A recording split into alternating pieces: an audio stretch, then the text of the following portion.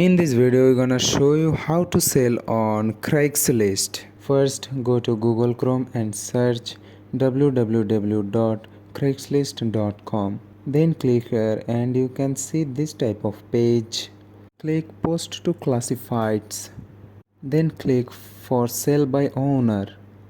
Then you can choose your things as like bike, bicycle, boats, boat parts, etc. Then you can see this type of page.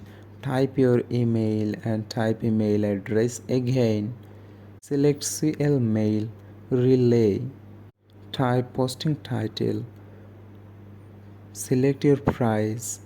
Type specific location and postal code. Now you can see the location, street, cross street, city. But that also not important. When you're ready, then click continue. Then you can see add image. Select your images and click choose. Then you can provide your email number or email address. That's how you can sell something on Craigslist.